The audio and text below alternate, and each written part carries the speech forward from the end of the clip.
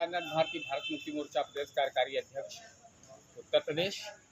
साथियों, ये बताना चाहूँगा कि ये जो बनारस की ये चुनावी प्रक्रिया है, ये 14 तारीख को माननीय नरेंद्र मोदी के जाने के बाद, पर्चा दाखिल करने के बाद में जो इस देश में देखने को मिला कि 3 बजे सारे जो मौजूद प्रत्याशी थे उनका पर्चा लिया गया। पर्चा लेने के बाद में उनको 9 बजे रात तक वेरिफिकेशन करने का काम किया गया, मगर उस वेरिफिकेशन में हमारे जो बहुजन मुक्ति पार्टी के जो हमारे हैं माननीय विक्रम कुमार वर्मा जी, जिन्होंने भी निर्वाचन आप नामांकन दिया, तो नामांकन देने के बाद में इनको एक वो त्रुटिपूर्ण फार्म थमाया गया कि आप में 1 3 4 26 का में 1 3 4 गड़बड़ी है, इसको सुधार करके कल आप 11 बजे आ जाइए।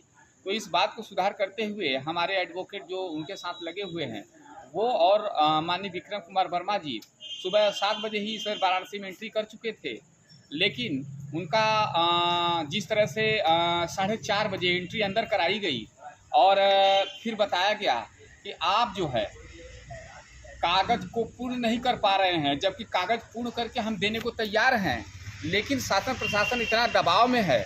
एक बात मैं नहीं समझ पा रहा हूँ कि 7 तारीख से ही पूरे भारत से आरएसएस के लोग लगभग 5,000 इस बनारस में ठहराए गए हैं और उन्हीं को आगे नंबर लगा करके उन्हीं को अब नहीं समझ में आता कि माननीय प्रधानमंत्री नरेंद्र मोदी के खिलाफ लोग कहते हैं कोई लड़ना नहीं चाहता, लेकिन बीजेपी आरएसएस के लोग ही खुद फार्म भर रहे हैं।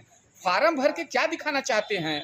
क्योंकि वही लोग फार्म भर रहे हैं, फार्म भर करके उन्हीं का पर्चा स्वीकार किया जा रहा है ताकि वो नॉमिनेशन वापस ले लें, अच्छे पदों पर उनको रखा जाए। इस तरह की गतिविधियों में शामिल साथियों बनारस में बहुत घोर अन्याय हो रहा है।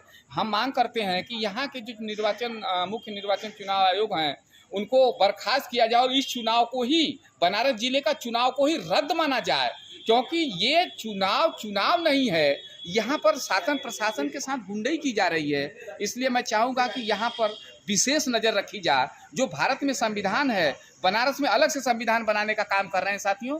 इसलिए मैं जो कह रहा हूँ कि ये लोग यहाँ असंवैधानिक काम करके इस देश में अलग एक व्यवस्था कायम करना चाहते हैं।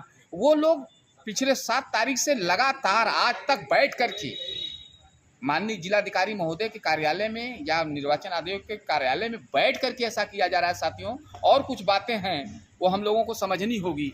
बस इसके लिए धन्यवाद। जय मूलवासी, जय संविधान।